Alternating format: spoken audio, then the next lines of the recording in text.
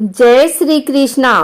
आइए सुनते हैं सिंहासनवती सी में 16वीं पुतली सत्यवती की कहानी।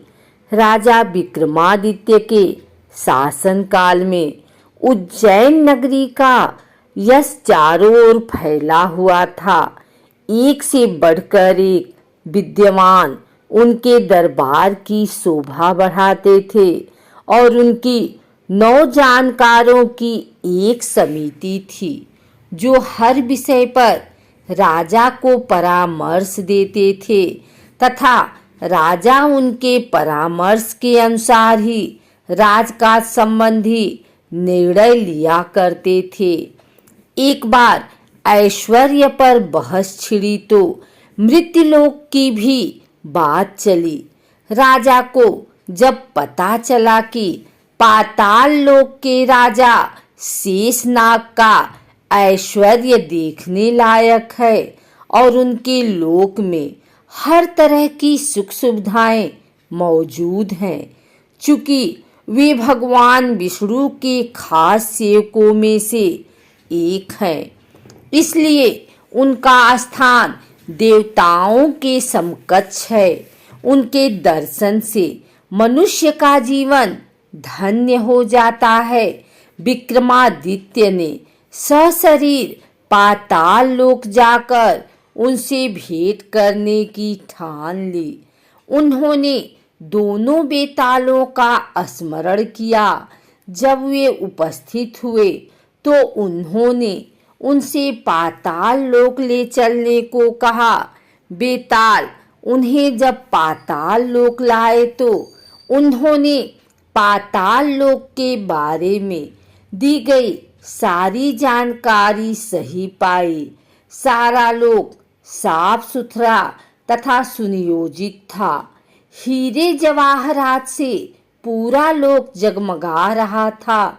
जब शेषनाग को खबर मिली कि मृत्युलोक से कोई सशरीर आया है तो वे उनसे मिले। राजा विक्रमादित्य ने पूरे आदर तथा नम्रता से उन्हें अपने आने का प्रयोजन बताया तथा अपना परिचय दिया।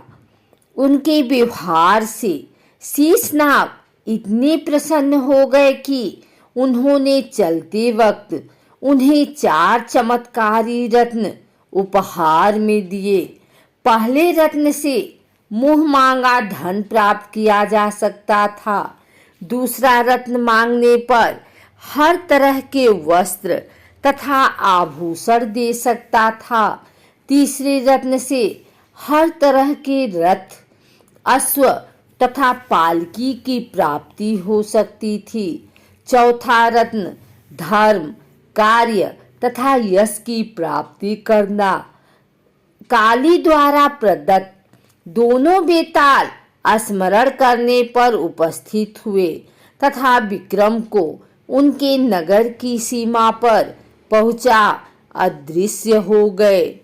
चारों रत्न लेकर अपने नगर में प्रविष्ट हुए ही थे कि उनका अभिवादन एक परिचित ब्राह्मण ने किया। उन्होंने राजा से उनकी पाताल लोक की यात्रा तथा रत्न प्राप्त करने की बात जानकर कहा कि राजा की हर उपलब्धि में उनकी प्रजा की सहभागिता है। राजा विक्रमादित्य ने उसका अभिप्राय समझकर उससे अपनी इच्छा से एक रत्न ले लेने को कहा। ब्राह्मण असमंजस में पड़ गया और बोला कि अपने परिवार के हर सदस्य से विमर्श करने के बाद ही कोई फैसला करेगा। जब वह घर पहुंचा और अपनी पत्नी, बेटे तथा बेटी को सारी बात बताई तो तीनों ने 3 अलग अलग तरह के रत्नों में अपनी रुचि जताई। ब्राह्मण फिर भी किसी निष्कर्ष पर नहीं पहुंच सका और इसी मानसिक दशा में राजा के पास पहुंच गया। विक्रम ने हंसकर उसे चारों के चारों रत्न उपहार में दे दिए।